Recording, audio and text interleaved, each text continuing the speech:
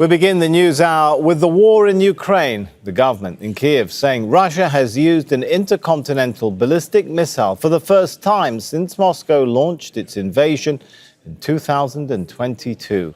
It says the missile targeted Dnipro city in the central east region of Ukraine. The Kremlin has refused to comment. Meanwhile, Ukraine reportedly fired 12 British-made cruise missiles into Russia's Kursk region on Wednesday. Moscow says it downed 2 of the missiles. It's the latest use of Western weapons on Russian targets. It comes a day after Ukraine fired US missiles with Washington's approval. President Joe Biden has also authorized sending an anti-personnel mine force to Ukrainian forces. The Kremlin has accused Washington of trying to prolong the war. Russia has said that a new US ballistic missile defense base in northern Poland raises the overall level of nuclear danger. This long-term American and NATO construction project, which lasted for almost a decade and totally neglected Russian security concerns, has been the focus of our attention from the standpoint of compensating countermeasures. Given the nature and level of threats posed by such Western military facilities, the missile defence base in Poland has long been added to the list of priority targets for potential destruction, which, if necessary, can be executed with a wide range of advanced weapons. We have 2 correspondents covering the story for us. Yulia Shapovalova is standing by in Moscow. But first, let's go to Asad Beg. He's in the Ukrainian capital, Kyiv. So, Asad, what does the aftermath of this ICBM attack look like in Dnipro?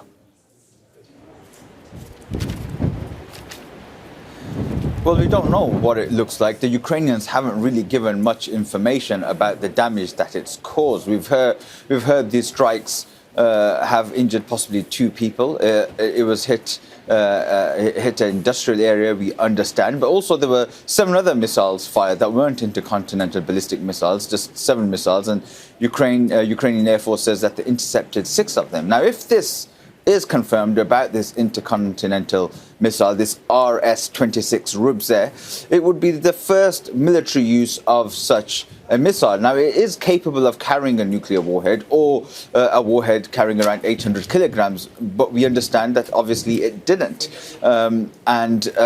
It was fired from southern Russia, we understand, about 700 kilometers away from the central eastern town of Dnipro, and we're not hearing how much damage it's done from Ukrainian sources. What they're saying is that not a lot of damage has been done from these strikes. Most of these strikes were intercepted. So we don't know why it was fired. It's an expensive bit of weaponry. But if we were to speculate, it's Russia reminding Ukraine and its Western allies that it has these capabilities and is able to use them. But of course, there's been no confirmation from Russia as of yet. All right, let's thank Asad Beg. Let's go over to Moscow now. We've got Yulia Shapovalova there. And are Russian officials saying much about the use of this reported use of an ICBM?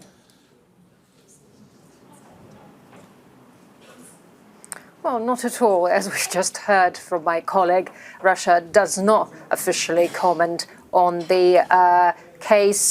Kremlin spokesperson Dmitry Peskov has said that questions about Kyiv's claims about Russia's alleged use of ICBMs in Ukraine should be redirected to the Ministry of Defense, and the Ministry of Defense keeps silent as well. So.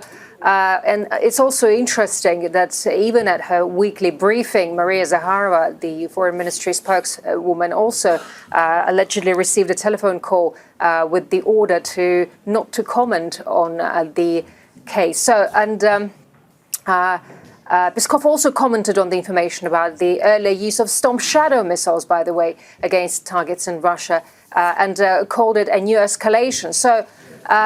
Basically, he continues blaming the outgoing U.S. administration that it adds fuel to the fire of the Ukrainian conflict, preventing its end. So, talking about this particular ICBM case, the alleged launch of the ICBM could be a response to Ukraine's earlier use of ATACMS and Storm Shadow missiles on Russian territory. We read it on Telegram blogs, military analysts say that the day before the Ukrainian armed forces struck the Kursk region, where alleged an in-depth command post of the Russian army could have been located. So that may be the first combat use of a missile of this particular type. The launch was allegedly carried out from the Astrakhan region, from the Kapustin Yar missile range, where the RS-26 Rubezh complexes are actually based. So early in the morning, the territory of the military facility was attacked by Ukrainian drones, and Russia once again says there is no reliable information about the target of the missile strike. So according to the Ukrainian side, in the Dnipro region, 2 people were injured, and as a result of this strike, a rehabilitation center where people with disabilities were placed, and a garage. So just several private houses were allegedly damaged. All right, we'll leave it there. Thanks so much for that update from Yulia Shapovalova in Moscow. Let's continue this here in the studio. We've got Al Jazeera's defense editor, Alex Kotopoulos, to talk more to us about it. First of all, Alex, we often can get viewers lost in the alphabet soup of acronyms and weapon types. What is an ICBM, and how is it different from other weapons or missiles that have been used? So an ICBM is intercontinental ballistic missile. It's the longest range missile that exists on Earth, and they are strategic weapons. They're very expensive, they're highly developed, and they're used solely to deliver nuclear weapons.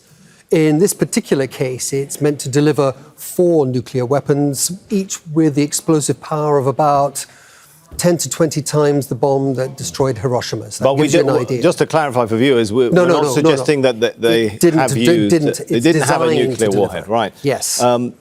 Why would...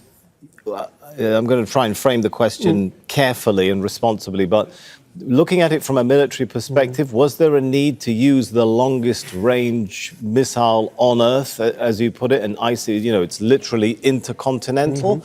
Or does it look like this was more of sending a message by using a very long-range weapon, a message not only to Ukraine, but others supporting Ukraine much further away? Very much so, not just a message, a warning. So this is only because of its exclusivity in carrying nuclear weapons.